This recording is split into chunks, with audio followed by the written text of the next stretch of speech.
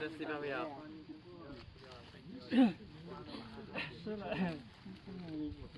这个我养了什么？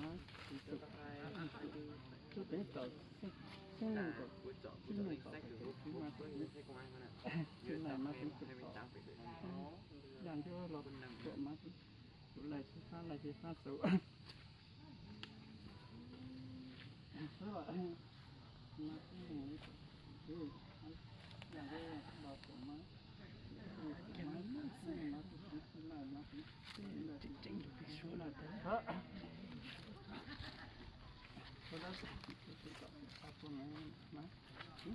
ส่วนถ้าตัวไหนมาถึงขอคือเราที่ต่อคือนอกแต่อย่างที่เราตัวมานั่นแหละที่ถ้าตัวมาก็สละห่างที่อย่างที่เราตัวนี้ที่ตัวนี้แล้วที่นู่นก็ติดตามมาtính từ mà tínhต่อทุลีซึ่งมาแต่แต่มาtính từต่อที่มีการแต่เสอะเท่าไหร่ที่มีความที่มาการเรื่องเราเสร็จมาที่ทางไหนที่มาที่tínhต่อที่ไหนมาtínhต่อทุลีซึ่งมาแต่แต่tính từต่อที่tínhแต่เสอะ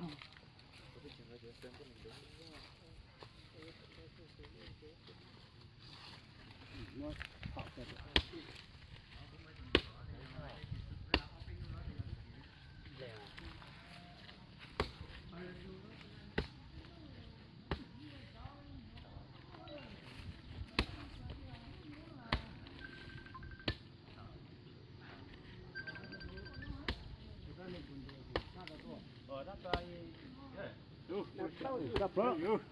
đó